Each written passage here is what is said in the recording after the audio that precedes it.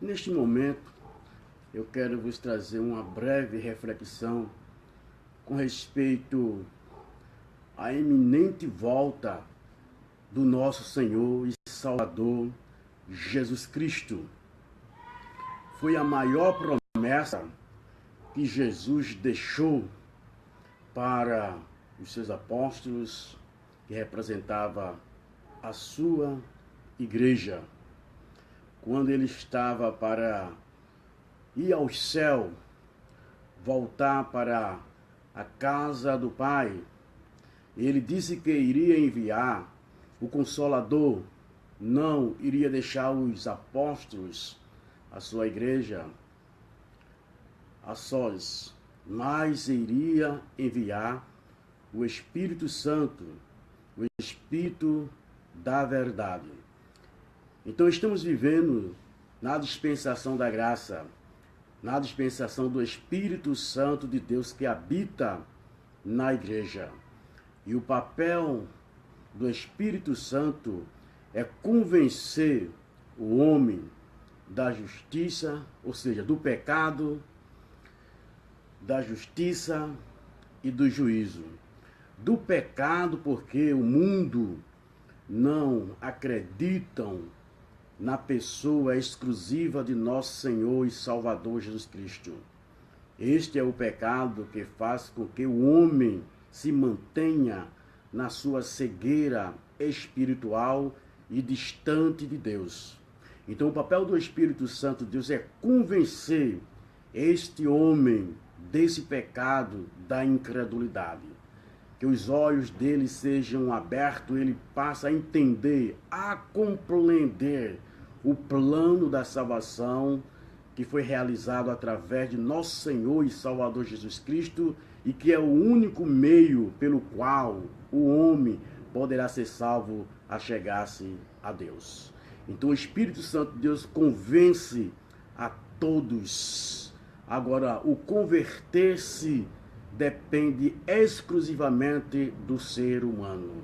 Às vezes ele chora, ele reconhece, fica convicto desse fato, dessa realidade.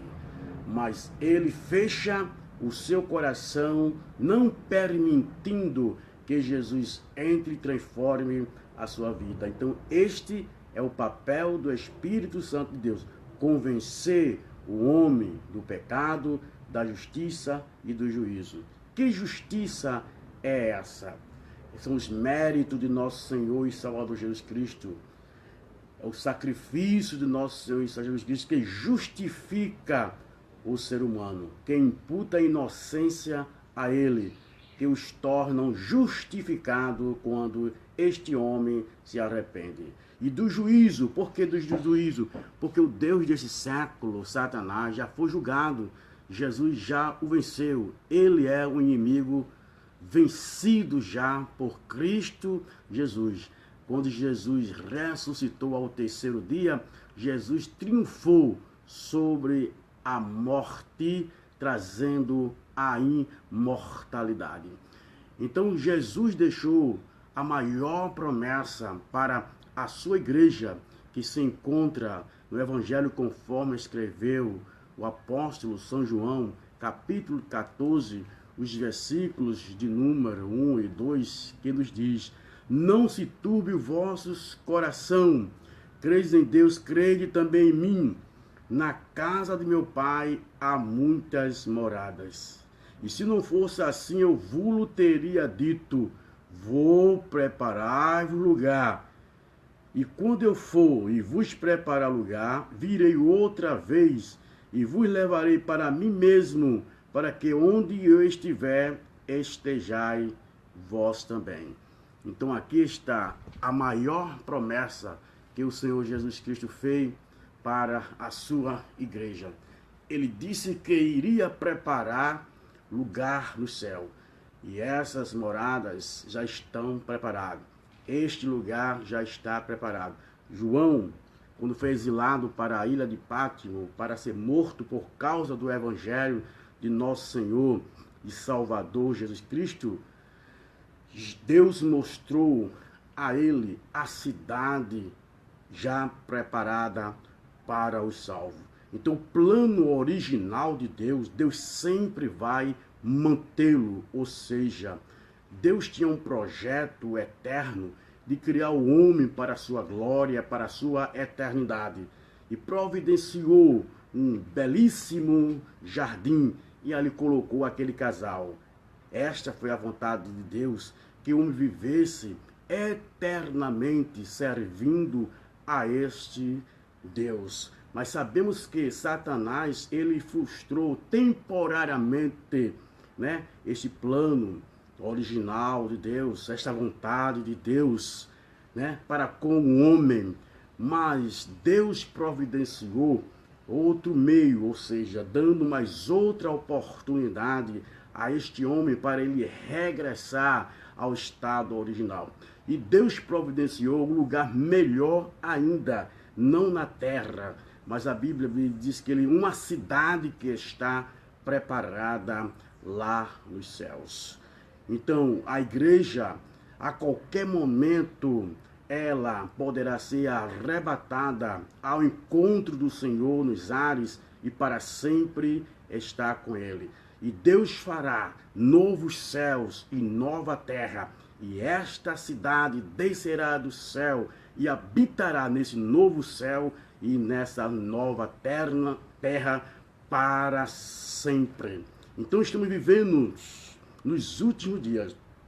A igreja do Senhor está vivendo nos últimos dias. E a igreja do Senhor é a coluna da verdade. Nós estamos vivendo, a igreja de Cristo, né? Está vivendo em momentos difíceis, dias difíceis, onde parece que a imoralidade, a depravação, o pecado, o erro, parece que está sobrepujando a verdade. Mas jamais o erro, a mentira, irá prevalecer. Porque Jesus edificou a sua igreja e ele garantiu que as portas do inferno não iria combatê-la, destruí-la, porque Jesus é o centro, Jesus é a pedra, Jesus é o comandante que está na frente da sua igreja, e a igreja cumprirá o seu papel de evangelizar este mundo, apesar de nós estamos vivendo realmente na época da apostasia teológica, do falso evangelho, mas existe o verdadeiro evangelho.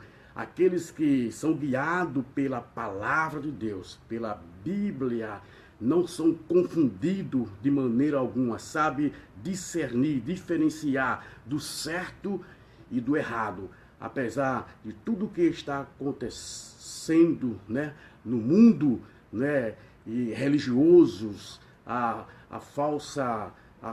os falsos ensinamentos, teologicamente falando, mas a verdade sempre prevalece.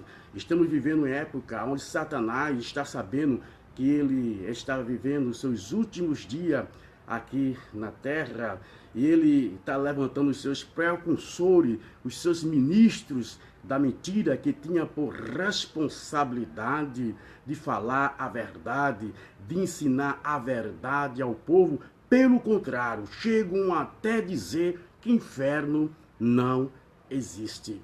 E a Bíblia nos mostra que o próprio Jesus, que é amor, que quer o bem do homem, que morreu na cruz do Calvário para salvar este mundo, foi o mais que falou sobre o inferno. Por que Jesus falou tanto sobre o inferno se ele não existe?